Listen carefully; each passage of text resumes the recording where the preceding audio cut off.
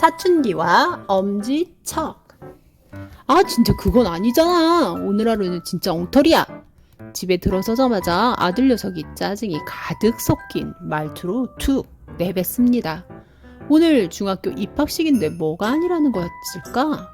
안 그래도 입학식에도 못 가보고 아들의 하루가 궁금했던 나는 아들의 툴툴대는 말에 가슴이 쿵 하고 내려앉습니다.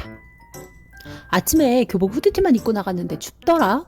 그래서 패딩 가지러 집에 가는데 친구들이 집 앞에 모여서 누군가 기다리더라고. 어색해하면서 쭈뼛쭈뼛 현관으로 들어서려고 하는데 아빠가 패딩을 가지고 나온 거야. 친구들이 보고 있는데 왜 그러냐 아빠 진짜. 내가 애도 아니고 언제까지 애기 취급해. 내가 알아서 가지고 간다고 말했는데. 친절한 아빠가 집에서 아들을 기다리지 못하고 옷을 들고 나온 게 화근이었습니다. 친구들 앞에서 제 옷 하나 못 챙기는 사람이 되었으니 가슴이 답답하기도 했을 겁니다. 그때 이후로 친구들이 자기를 이상하게 볼까봐 돌아서 교실에 들어간 이야기부터 아들은 쏟아냈습니다. 중학교에 입학한 두려움과 피곤함이 한꺼번에 터져나온 것처럼 주절주절 말을 뱉어내더군요. 진짜 학교가 이상해. 어찌나 추운지 히터를 틀어도 너무너무 추워. 게다가 체육복 들고 다닌대. 체육 수업 있는 날은 체육복을 아예 입고 가야지. 교실에서 체육복을 갈아입는다는 게 말이나 돼? 프라이버시가 있는데 개인 인권 침해잖아. 완전히. 더 웃긴 건 반 아이들이야. 체육복 가져와서 갈아입으라고 하니까 그렇구나 하고 고개를 끄덕이더라. 뭐 하는 거야? 아무 생각이 없어. 아니라고 왜 말을 안 해? 뇌를 장식으로 달고 있나 봐. 학교에서 있었던 어이없는 일이라며 아이가 계속 이야기를 이어갔습니다. 진짜 학교 잘못 온 것 같아. 너무너무 이상해. 그때 집으로 들어온 남편이 아이의 이야기에 끼어들었습니다. 야, 우리 때는 옷 갈아입고 있으면 친구 팬티 내리고 그랬어. 남자들만 있는데 뭐 어때? 훌러덩 벗고 옷 갈아입고 그러는 거지 뭐. 아들은 그 말을 듣더니 더욱 기겁을 했습니다. 진짜 어이없네. 그게 말이 된다고 생각해? 40년 전에도 그랬는데 여전히 그러고 있다니 정말 답답하다. 아빠는 인권이라는 것도 몰라?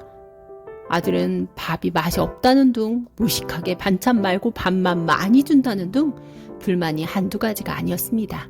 중학교에 대한 부푼 기대를 안고 갔는데 생각만큼 획기적으로 좋은 게 아닌 학교 모습에 첫날부터 실망이 많았나 봅니다. 씩씩대더니 제 방으로 들어가 핸드폰 게임을 하며 화를 사귀기 시작했습니다. 체육복 갈아입는 거 불편하면 엄마가 전화해줄까? 아들은 그러진 말라고 한마디 하더니 혼자 있고 싶은지 방문을 닫아버렸습니다. 아이를 학교에 보내놓고 마음 졸였던 하루였는데 아이에게 좋지 않은 시작이 되었다니 나 역시 심란한 마음이 들었습니다.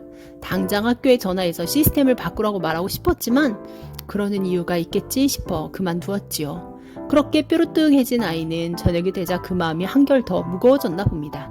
일그러진 얼굴을 펴질 않더군요. 아들, 내일 또 학교 가야 하니 힘내려면 맛있는 거 먹자. 치킨 먹을래? 나는 한껏 밝은 목소리로 물었습니다. 하지만 아들은 어두운 표정으로 아무 대답도 하지 않았습니다. 나는 여느 때처럼 아들 배를 만지며 한 번 더 아들에게 말을 걸었습니다. 그랬더니 아들 녀석이 버럭 화를 내며 인상을 찌푸렸습니다. 그냥 두라고. 나 건드리지 마. 가뜩이나 내일 학교 갈 생각이 피곤하니까 그냥 놔둬. 아들이 버럭 화를 내니 순간 민망해졌습니다. 어떻게든 말하는 거에 호응해주고 기분을 맞춰주려 했는데 그러고 싶은 마음이 순식간에 사라졌습니다. 이 새끼가 어디서 짜증이야? 너만 힘드냐? 새 학기엔 다 힘들어. 버럭하는 나의 모습을 보며 아들은 슬쩍 눈치를 보며 낮은 목소리로 대꾸했습니다. 그러니까 기분도 안 좋은데 왜 건드려? 각자 할 일 하면 되잖아.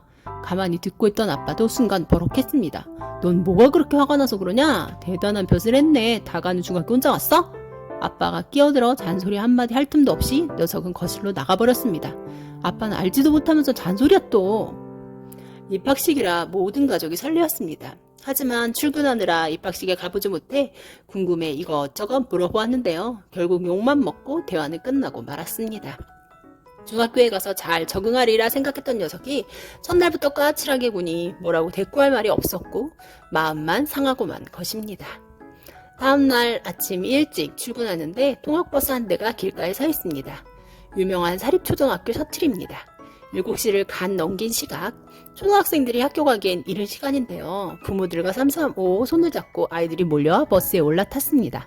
버스에 모든 학생이 탈 때까지 한 아이의 아빠는 가만히 서서 기다립니다. 모두가 올라타고 나서 버스가 출발하자 아이 아빠는 아이를 보고 엄지척을 내밉니다. 버스 속에서는 5학년쯤 돼 보이는 여자아이가 방긋 웃으며 아빠에게 손을 흔들고 있습니다. 왜 하필 엄지척일까? 첫 학년 올라가는 날부터 엄지척을 하면 아이가 얼마나 부담스러워. 아이의 그 아빠의 모습을 보며 문득 그런 생각이 들었습니다. 나는 볼 수 없는 내 모습이 그 아빠의 모습에 투영되어 보이는 것 같았습니다. 자연스럽게 부모로서 나 자신의 어제의 모습을 돌아보게 되었지요. 사춘기를 맞아 까칠한 아들 녀석은 새 학교에 적응하는 게 쉽지 않았을 겁니다. 그래서 어떻게든 적응해보려고 지금 안간힘을 쓰고 있을 텐데요. 엄마인 나에게 주절주절 털어놓은 이유입니다. 나는 그 이야기를 듣고 최대한 공감해준다고 했지만 아이 마음엔 양해 차지 않았을 겁니다. 왜냐하면 동감하는 척 하긴 했지만 실상은 아니었으니까요. 무슨 불만이 저리도 많을까? 라는 생각만 했죠. 아이의 감정에 공감하기는커녕 빨리 적응이나 했으면 좋겠다는 생각을 한 겁니다. 아이의 힘듦을 인정하고 그 마음을 알아주려 하지 않았습니다. 그저 빠른 시간 안에 학교에 적응했으면 하는 마음이 강했죠. 마음 깊은 곳에서는 빨리 적응해서 모범 학생이 되었으면 하는 마음도 숨어 있었을 겁니다. 그러니 아이 마음이 흡족하게 위로가 안 되었을 테지요. 아들이 짜증을 부린 것도 이해가 되는 대목이었습니다. 만약 그때 그 셔틀버스 아빠가 엄지척이 아닌 하트를 만들어 보여주었다면 어땠을까요? 나 또한 아이의 마음에 더 공감해주고 애썼다고 토닥여주었다면 아들이 짜증을 부리며 방문을 닫아버리지 않았을지도 모릅니다. 아이가 사춘기라서 까칠했던 게 아닙니다. 내가 아이 마음을 그만큼 알아주지 않은 것이지요. 언제쯤 내 마음속 욕심을 걷어내고 네 모습 그대로 괜찮고 소중하다고 말해줄 수 있을까요?